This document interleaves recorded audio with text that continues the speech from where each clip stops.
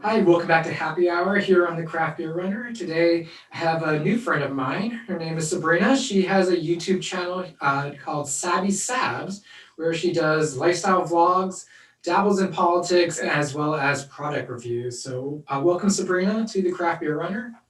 Hey, how's it going? Good, good. What are you drinking today? Hmm. So I have Maine Beer Company, and the name of this beer is called Lunch, and it's an IPA.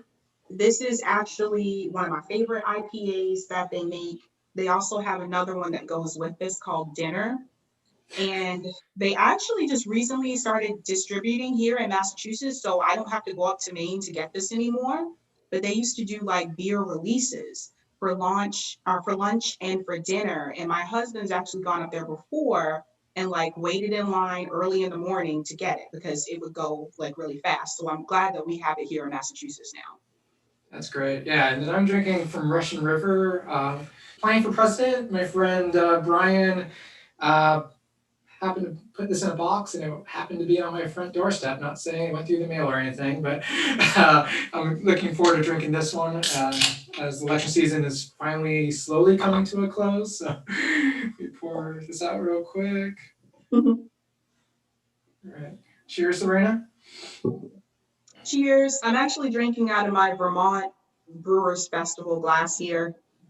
It's an awesome beer festival to go to if you So you guys have have all ever. of New England. You have the main beer in a Vermont glass while drinking in Massachusetts. Yep. Great. uh, so yeah, welcome. Thanks for coming on. Sabrina actually it was one of the first people to reach out to me when I first started my channel, and I quickly checked out her channel and lots of great content on there.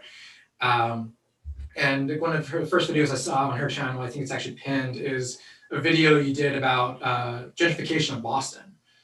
You want to talk a little bit about that video? Sure. So actually, like when I first moved to Boston, one of the things that stood out to me, so that was 9 years ago, is people would tell me which neighborhoods to avoid. So that was very interesting to me. Don't go to these neighborhoods because they're not safe. And over the last, couple years living here, those neighborhoods have actually been gentrified now. And it's just interesting that now that, companies have come in and they've built condos and they've, I guess, fixed up the neighborhood, the rents have increased dramatically, like in those areas where people told me it wasn't safe, like just a couple years ago. And so what happens is like families that grew up in those neighborhoods, because the rent has increased, they can't afford to live there anymore. So they've actually moved further out to like the North Shore, South Shore, or Metro West area in Massachusetts. And it really had me thinking like, there I was, like living in these same neighborhoods that people who grew up in couldn't afford to live in anymore. And it just really made me think like, before I did that video, I asked my husband, I was like, are we a part of the problem? Because I mean, we we kind of moved in to their neighborhoods and we're paying this the rent that the landlords are setting. And so looking back on it, I started to wonder like, was that a good decision to make? And for me, like I'm not against you know, fixing neighborhoods. I'm not against that. But there comes a point when it's going to cause like people to have to move further out, which means they'll now have a longer commute coming into the city. That's a big problem here, right? So it you have to ask yourself like, what are we doing here, right?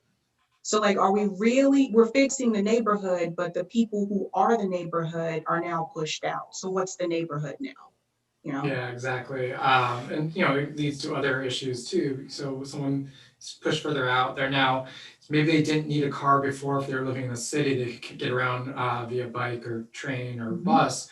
Now they need a car, adds to congestion, adds to emissions. So there's a lot of other implications of moving people out of the city.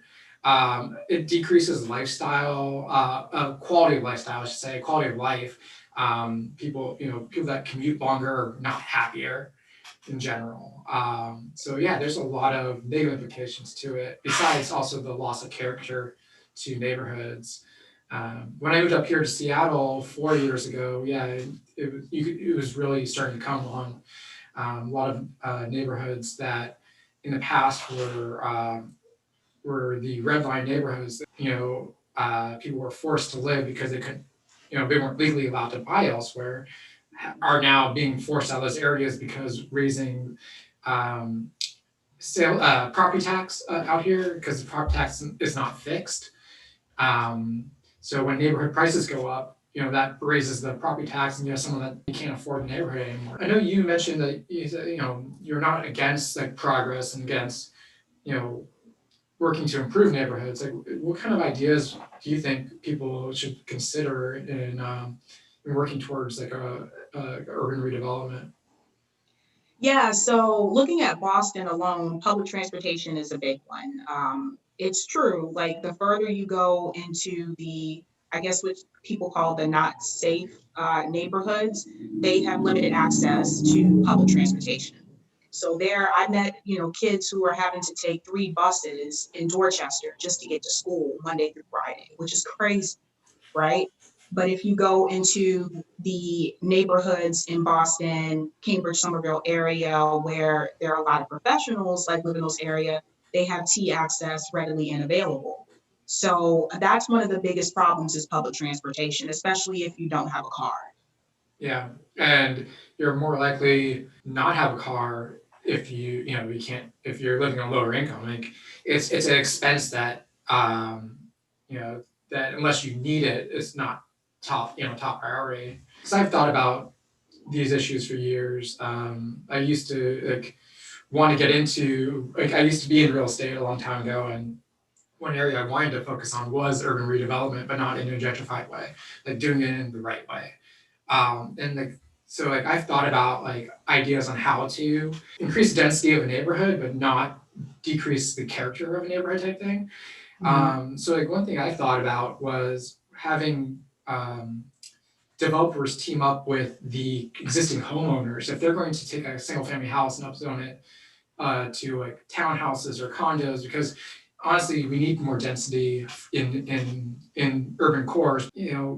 Have the developer team up with the homeowner, have some type of partnership there where the homeowner basically allows the developer to take their land, create a better property, but have some type of like profit share back or have the existing homeowner get guaranteed a space in the new building at a affordable cost or something like that, where you're not people aren't being pushed out of the area, but you are still being able to increase the density and change the and modernize the area.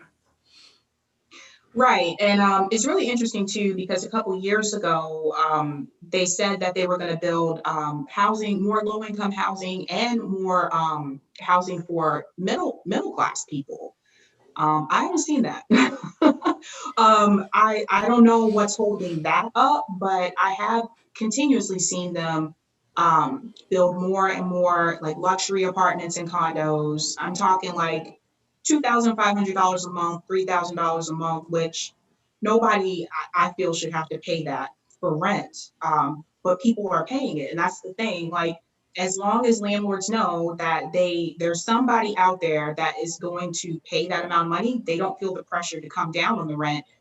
But it's interesting because now we're having a different problem because of COVID. So there's a great amount of people who are moving out of the city because they don't want to be near people Right. because of COVID. So they want that space and they want that freedom. Like today, one of the first days where I've been able to walk outside without a mask on, just in my yard.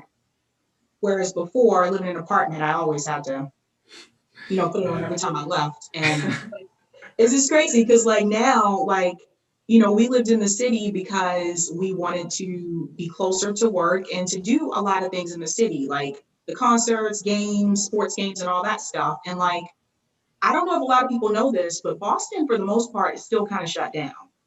Like not the way it was under quarantine, but there's no game. We can't go to games at Fenway. There's no concerts. There's bars are still on hold. And Yeah. Governor Baker said that he's not going to reopen bars until there's a vaccine.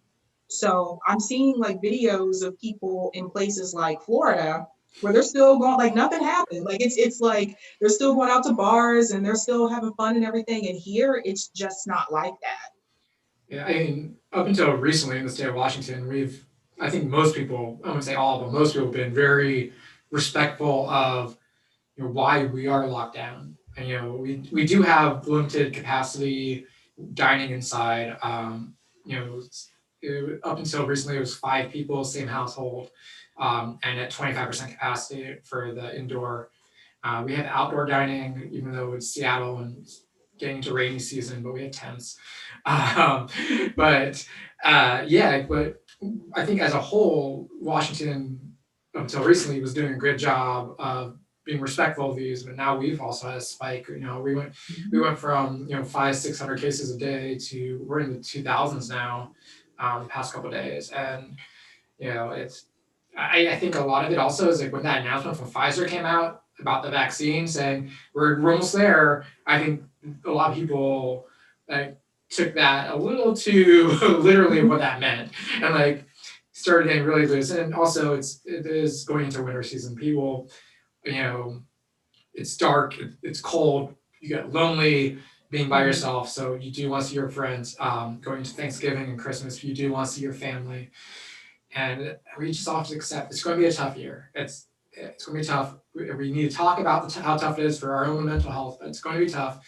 We all need to hunker down. We're in this together, and there is optimistically a late spring, early summer horizon. And if we can do this as a community, prove like how good of a community we are as Americans, like we can get through this. But Yeah. it's getting a little frustrating right now with the spikes, and like, especially for someone like myself that's done, I wouldn't say 100% everything right, but I've done most of all what I could do to not to limit the spread, I, and it still spikes. Yeah. Yeah, no, I understand. I work with college students, and it's really hard time for them.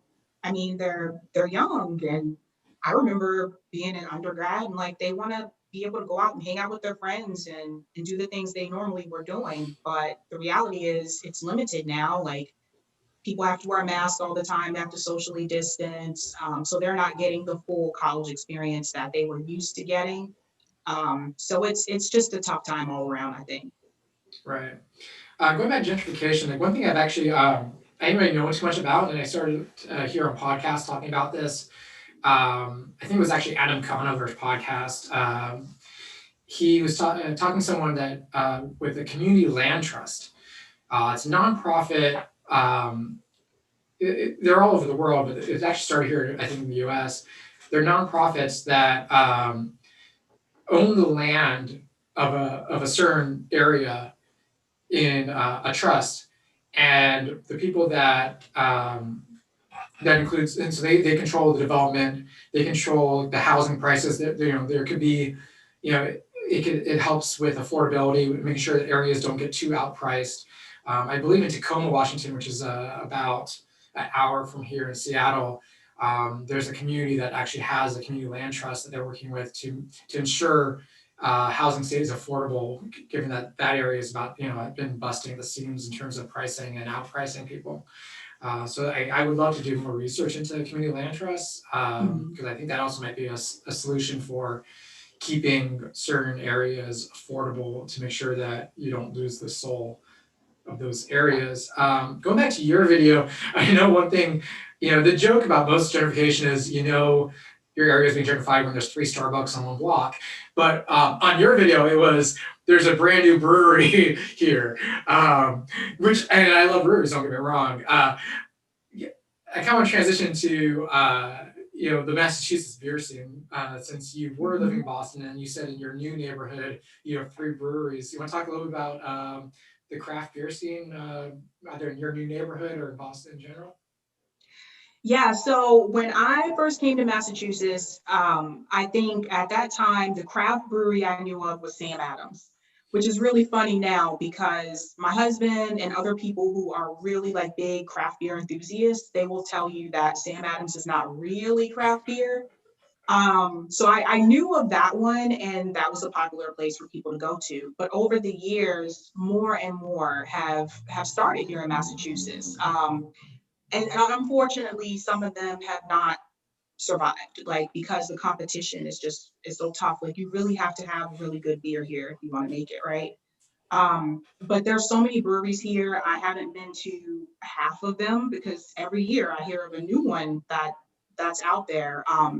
I would say the big ones right now is one called Treehouse, which I have a vlog where my husband and I went there, and they have a huge tap room. They are out in Charlton, Massachusetts, and they that's their second location. They originally started as just a pickup place. So we would go out to their first location, stand in line for like however many hours, and then you would get like a case of Treehouse and you would take it home. And like that was like a thing. And then they opened that new facility, and now it's a tap room. So a lot of people come out there, and with COVID, they let you do the beer pickup. So we'll go pick up like a case of beer. But Treehouse is probably one of the top ones in the world, actually. And they're highly ranked on Beer Advocate. They're known for their IPAs, but they also have stouts as well, and more like the fruity, like sour beers as well. After them, Trillium Brewery is actually pretty big. They have a couple different locations here in the Boston area. They have the juicy IPAs, which I really love those because it doesn't taste bitter at all. They have one beer, it has the Galaxy hops, and that one just tastes like you're drinking straight up juice. Like so Yeah. they're really big. I was just Um, drinking a from up here in Washington. I had a all Galaxy IPA. I think last week or 2 weeks ago. It was just yeah, it was so juicy. mhm. Now the only thing about those two is that they don't really distribute. So if you want to get their beer, you have to go to their brewery to get it. And then the third one I would say is Night Shift, which I have one right here from them. And this is the one with the owl. And this one's called Work Zone, and it's a New England double IPA with tangerine peel. Night Shift comes out with a different beer almost every week. I kid you not. Definitely follow them on Instagram. They're very popular now. I remember when they used to share a space with Idle Hands, and now like they're everywhere. They were before COVID started. They were going to open a brewery in Philly, and then COVID happened. So I'm not sure if that's gonna, continue or not. But they're very much very lively on social media. So that's how a lot of people know about them. And they have all different types of beers. I think my favorite by them is they have one called Phone Home, and it has ET from ET movie, and it tastes like Reese's Pieces. It's really good. So they've really taken off, and they also have a newer location at the near the Lovejoy Wharf, the Seaport area, where they do some experimental beers. So those are the ones that are really like big here. And then you still have like your Wachusett Brewery, which has been around for a long time. One of the guys that started Wachusett actually went to my husband's college, WPI. So you have those here in Beverly. You have Channel Marker, Gentil Brewing, Old Planters Brewing. Those are smaller breweries. And one of my favorites, which closed this year, was Slum Brew, and it was in Somerville. They had two locations, and then we got the notification on Facebook that not too long after COVID that they were gonna have to close, which is unfortunate. They had a thank you Obama beer, and it was so good. Like it was a stout, and I was like, oh no, there goes the thank you Obama. But yeah, it's really competitive. It wasn't the sarcastic thanks Obama, right? I know. It was Yeah, they were really good. They used to do New Year's Eve like parties there, and we knew the owner. They were very friendly people, and then they had to close. So Too competition's bad. tough. Yeah.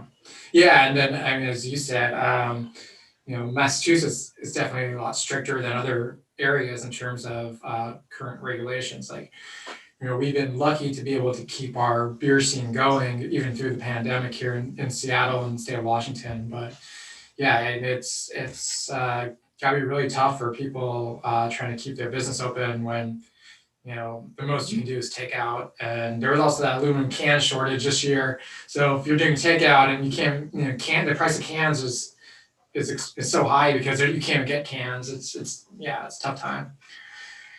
Mhm. Yeah, let me transition from that to the 4 pack of questions to end things out. So get to know you a little bit better, at least your love of beer. um, do you remember your first experience with good beer or craft beer? Oh yeah, and this is still one of my go-tos. It was Wachusett Brewing Blueberry, and if you would get it at a bar here, they actually put real blueberries in it. And so that was when like I really was like, okay, I'm gonna drink craft beer. It's just gonna be a fruity, kind of beer. Like I had to ease myself into it. So that was actually one of my favorites, and that's still a staple of mine. And then, what are your favorite styles of beer? Oh boy. I know I've mentioned all these IPAs, but my favorite styles are I like the darker beers, the porter, stouts, especially this time of year. I like that roasty kind of taste. And then after that, I would go for the sours. Right, and then I know you've rattled off a great number of breweries locally to you. Do you have one or two favorites in the state of Massachusetts that are your go-to brewery? Oh man. I think it would okay, I would say night shift because of the beer and because of the atmosphere. It's Is such a that was that your friends? no, that's this one. This Okay, is my shift, but my friends they don't actually have a tap room yet. Um but I would have said Treehouse, but honestly, because Treehouse for me, it's an hour drive to get out there. So that's part of it. And then you have to drive back, and they also have a limit. You can only get like two. It's kind of weird, but you can only get like two beers or something like that. And then but at night shift they have everything. They have like music, food trucks, they have cornhole, like they really make it lively. right. And the last one is outside of Massachusetts. Do you have a favorite brewery or two? Yes, is actually the one that you mentioned, the Russian River. So we actually had someone sent us Russian River, and I think we sent them Trillium. And I tried Fair that and I trade. said, yeah, yeah. And I was like, oh my gosh, this is probably the best, one of the best of the best What did they out there. send you from Russian River? The Pliny the Elder. Okay, in the bottle, yeah. Yeah, Hmm. they don't typically can stuff. So yeah, this was a one time thing, the canning of this one. But yeah, they're normally in the bottle, the Pint of the Elder. Yeah, and then they do a one time a year release. Not up here, but in Southern California and Northern California, they do the Plenty of the Younger. Um, and they go to different bars and release that. But yeah, that's almost impossible to get. Hmm. Awesome. Well, thank you so much for joining me here on the Craft Beer Runner. Hope you all enjoyed Sabrina. Go check out her channel, Savvy Sabs. I'll have a link for that. Please like this video. Please subscribe to my channel. Also, please check out her channel and subscribe to her channel as well. Have a great day, everyone. Cheers. Cheers.